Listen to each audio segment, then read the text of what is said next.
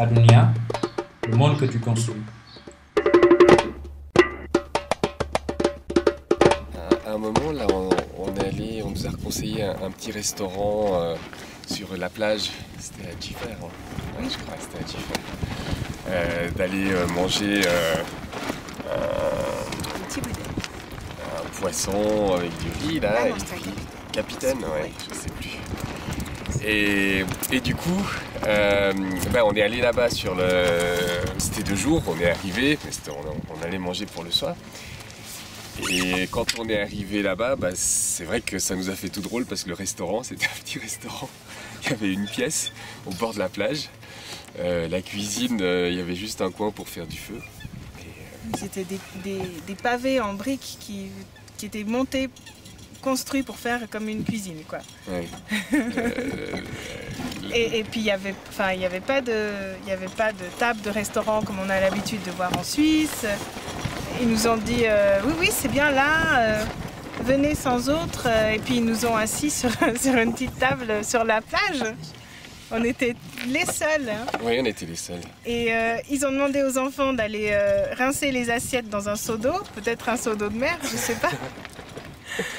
Et c'était tellement loin de ce qu'on avait l'habitude, mais voilà, c'était parfait, quoi. Ouais, on a super bien mangé. On a très bien mangé, c'était excellent. Et un très bon souvenir. Et par contre, après, quand on avait fini de manger, au retour, on se retrouvait là, sur la pointe, au bout du village.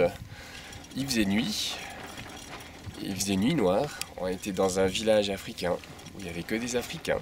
Puis toi, tu étais les 2 blancs, là, au milieu, de nuit, en train de traverser le village. On voyait des gens passer avec des machettes, des choses comme ça. Et là, du coup, c'est vrai qu'à un moment, on s'est dit, mais ça fait un peu bizarre, quoi.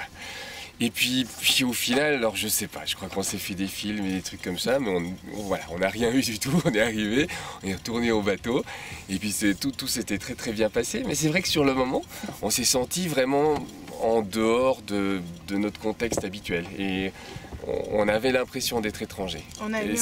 C'était le seul moment, peut-être de tout notre voyage en Afrique, où on s'est senti différent dans le sens, qu'est-ce que tu fais là, toi ? Oui, c'est vrai. Ouais, par rapport aux autres fois, on a chaque fois été accueillis avec notre différence. Et cette fois... Mais peut-être le contexte, hein, le fait que ce soit la nuit, il n'y a pas d'électricité, donc pas d'éclairage, qu'on n'ait pas vraiment connu le lieu la journée, parce que finalement on était sur Marlodge la plupart du temps. On avait été là-bas vraiment parce qu'on nous avait donné cette adresse. Ouais, on a eu un petit peu peur à ce moment-là, mais effectivement, je crois que c'est des a priori qu'on avait, et puis que, voilà, il ne s'est rien passé. Ouais. Alors c'est vrai que avant ce voyage, on n'avait jamais été en Afrique, heureusement qu'on a fait une transition par le Cap-Vert avant de débarquer au Sénégal, parce que ça nous a permis de faire un peu la transition. Sinon, le choc culturel, je pense, aurait été encore plus important. Et malgré tout, quand on est arrivé là-bas, on est arrivé tôt le matin. Tout était encore endormi et calme. Et nous, avec le prétexte qu'on était fatigués, on est restés dans le bateau. Mais je pense qu'on avait effectivement un petit peu peur de ce qui nous attendait autour. Tous les paysages étaient bien différents. Mais on n'avait encore croisé personne. Tout le monde dormait encore, je pense. Et quand on a commencé à voir les premières pirogues passer, est-ce qu'ils vont être gentils? Est-ce qu'ils vont être contents? Est-ce qu'on va déranger? Enfin, on se posait plein de questions. Et puis, quand on a commencé à voir ces pirogues passer, puis à voir des mains qui se tendaient comme ça au loin pour nous saluer, ça nous a beaucoup soulagés. Et c'est là qu'après on a osé mettre le pied à terre et puis rentrer un peu dans le vif du sujet. Mais c'est vrai qu'on s'est senti tout petit à un moment. Et vraiment entrer dans l'inconnu. C'était une impression très particulière, oui, c'est vrai. Et tout s'est très bien passé. Ce qui m'est resté, c'était quand on est arrivé à New Moon, petit village en Casamance, qu'on pouvait accéder que vraiment en pirogue ou en bateau. On a posé l'ancre là-bas. Et on s'est arrêté dans ce bolon à côté d'un grand baobab. Et c'est cette image du grand baobab qui m'est restée, qu'on a en photo d'ailleurs, que je revois souvent. Et c'est ce baobab quelque part qui place pour moi ce moment de notre voyage où on était arrivé un peu à destination par rapport à ce projet qu'on avait de livrer des médicaments. Et c'était cet arbre qui symbolise toute cette rencontre, cette culture qu'on a découvert à travers ce voyage. C'est les gens, et notamment les enfants.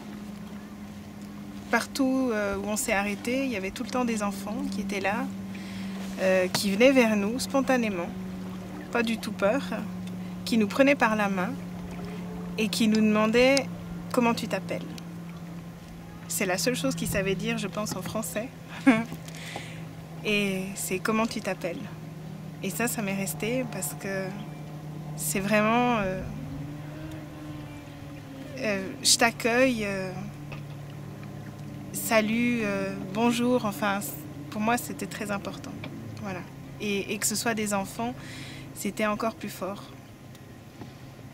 Ils étaient vraiment extraordinaires, tous. J'ai ressenti ça tellement spontané, tellement sincère, que ça m'a vraiment touchée. Et puis, c'est vrai que maintenant que je suis moi-même mère de 2 enfants, j'aimerais que mes enfants aient cette même ouverture d'esprit. Ça serait super si je pouvais leur apprendre ça. Voilà.